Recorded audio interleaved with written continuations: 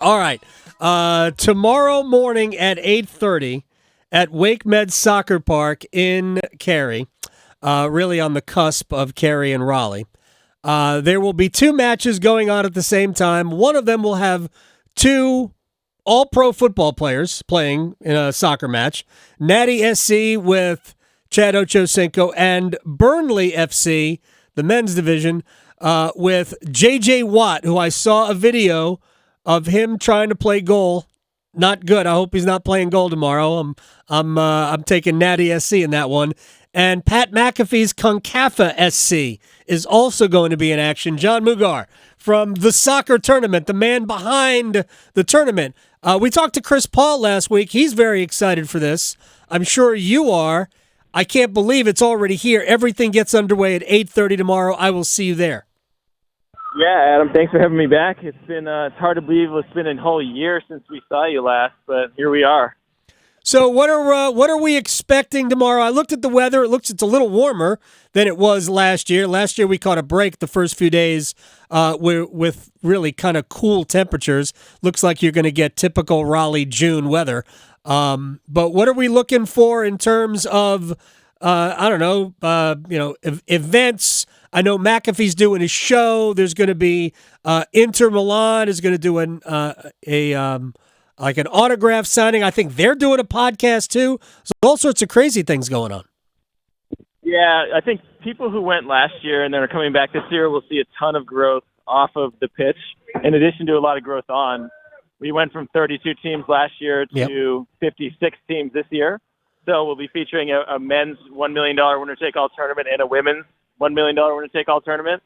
But you're right. Man City's bringing their Premier League trophy that they won a couple weeks ago for fans to take pictures with. Tons of meet and greets, including with the U.S. women's team like Heather O'Reilly, Carly Lloyd, Allie Krieger, Mia Hamm. There's a lot of fan and family activities all week here in Cary. I talked to Chris Paul last week, and he said that as soon as the event was over last year, you guys all met to discuss what to do differently this year. Chris was talking about adding the women's division, and that's great, and they will play for $1 million as well. But are there other things that you guys decided to ramp up other than expanding the field? Yeah, it's really making this more like a food and music festival as much as it is about soccer.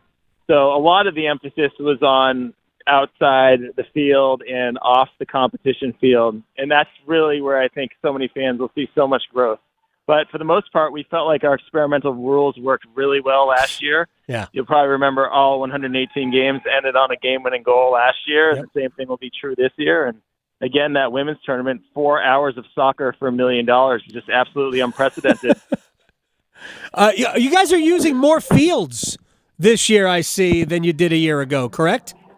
We are, yeah. We have 7 fields going simultaneous this year, and at certain moments.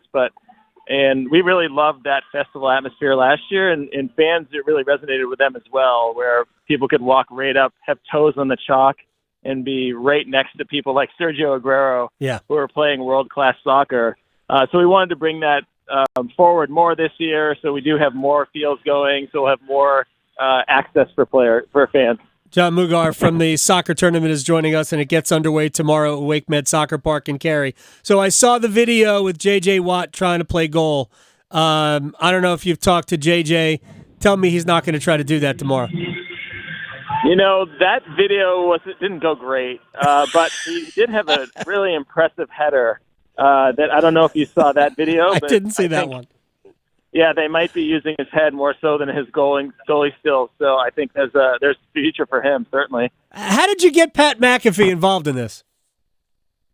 You know what's funny is that Pat reached out actually just blindly to us a couple days after our championship aired last year, and he said, "Hey, this is awesome. A lot of people don't know this, but I'm a huge soccer fan and player. How do I get involved?" And we went from there. So he's a player. Now we're looking forward to him playing. Victoria had mentioned earlier to me that he's probably going to be wearing a tank top. Are there kits? Are there uniforms, tank tops? That's a great question, and I mean, I have to believe they are, but I can't say for sure. But I've seen a version of their kit that has sleeves, so people may not recognize Pat as a result of that. But maybe there's an alternate kit with that are sleeveless. But we'll leave a pair of scissors in their trailer. My guess is that he will come already sleeveless. Jon Mugar is here. Before we let you go, a couple of more things. I know last year you had a lot more applicants than you thought you would. Based on the popularity of the event and the fact that you increased the field size, were you still blown away by how many people tried to be a part of this? Yeah, we had over 400 applicants last year, as you know, for 32 spots, and so we increased the size of the field this year to 48 teams plus 8 women's teams. So we took care of a lot of that demand just by increasing the size of the field. So yeah, we feel pretty good at this number. We'll see how it goes. Again, we're going to be running 7 games simultaneous, so it's a stress on the staff and on the whole footprint. But I think this is a good size for us. So I wouldn't be surprised if we hold here for next year too. All right, just give me one like little concern that you might have going in, something that maybe we can help with, or something that you just like you woke up this morning thinking about. Oh man, there's so much of that. I would say you've already hit on it. I mean, it's this thing that we can't control, which is the weather. I just want it to be perfect. Last year you were all over that. Last year it was unbelievable last year. So it looks like at minimum we're going to have an awesome Friday, Saturday, Sunday.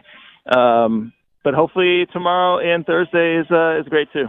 If you feel like there's weather coming in Thursday afternoon, is there any chance to move the schedule up a little bit earlier in the day? Yeah, that's possible. I think we're comfortable with our plans to go into a delay if we have to. Okay. But we'll read it as is, and if weather does come through, I think the advice we're getting is that it would be about an hour and a half delay at that. But I think it's premature to even speculate to that point.